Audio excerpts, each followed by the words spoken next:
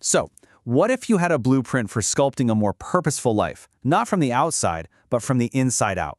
Well, today we're diving into this really powerful framework for personal transformation. It's drawn from the wisdom of the spiritual scientist Pandit Sriram Sharma Acharya. Think of it as a guide to unlocking your potential, one single day at a time. Let's get into it. You know that feeling, right? We've all been there. Feeling kind of stuck, knowing deep down that we're capable of so much more, but just not sure how to break through. That feeling, that's our starting point today. It's this idea that inside every single one of us, there's a masterpiece just waiting to be sculpted out of the stone. So, what's holding us back? What's the deal? According to this framework, our incredible life force is often just wasted. Picture this. It's like having a high-performance car that's always out of gas, just idling on unrefined thoughts and, directionless actions. Now, the source text puts this in pretty stark terms. It says that when our lives just revolve around basic survival, eating, sleeping, getting stuff, we're basically operating on an instinctual, almost animalistic level.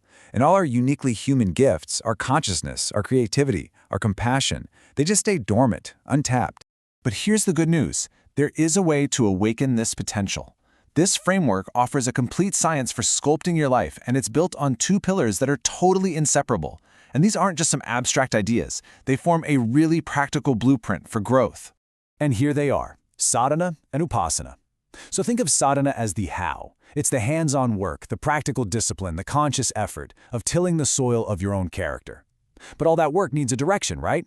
That's where upasana comes in. It's the why. It's the connection, the devotion to a higher ideal that acts as your North Star. It's having a vision for the crop that gives all that tilling a purpose.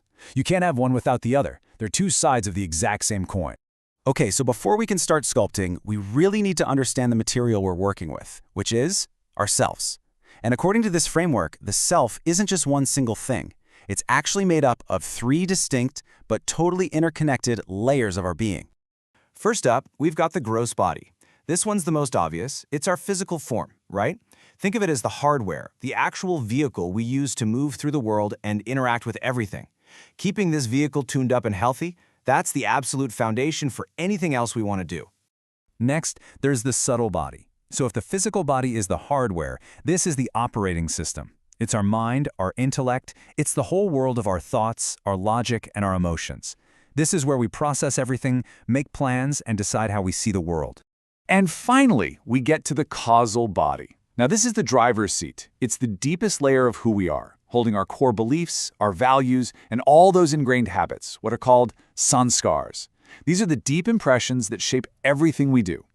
And this is the really important part. This is the body that tells our mind and our physical body where to go. All right, so how do we actually work on these three bodies? How do we refine them? Well, that brings us right back to our first pillar, sadhana, the path of practical, hands-on discipline. I love this quote because it just captures the goal so perfectly. Sadhana isn't about punishing yourself. It's about conscious elevation. It's the daily, deliberate effort to transform our basic instincts into true humanity, and then take our humanity and raise it to something even more. Now, here's a really key point. Sadhana isn't some 15-minute meditation you just check off a list. No way. It's a 24/7 practice. It's about bringing discipline to every single part of your life. And think about it, this is where we work on those three bodies we just talked about. Physical discipline, that refines the gross body. Mental discipline, that sharpens the subtle body. And our actions in our family, our work, and our community, those things reflect and actually reshape the core beliefs of our causal body. But all that discipline, it needs fuel. It needs a purpose, a reason. And that is the role of the second pillar, upasana, the path of connection and devotion. The text gives us this beautifully simple definition. Upasana literally means to sit near.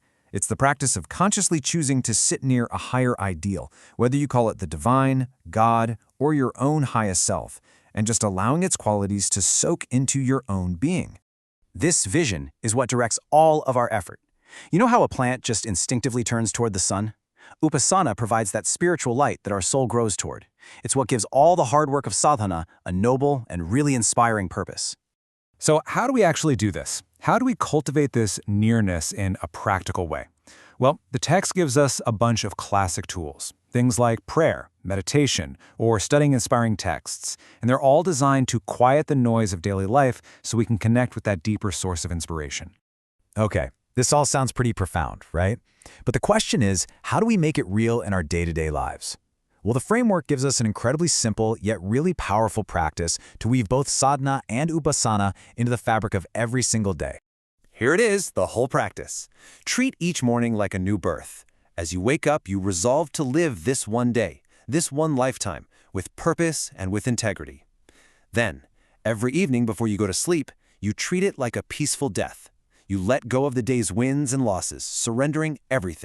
This simple little mental shift is absolutely transformative. It turns every 24-hour cycle into a complete, focused opportunity for growth.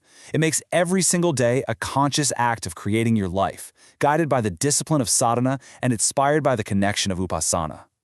And that brings us right back to where we started. The block of stone, that's your day. The tools are your discipline and your devotion. And the masterpiece, well, that's your life.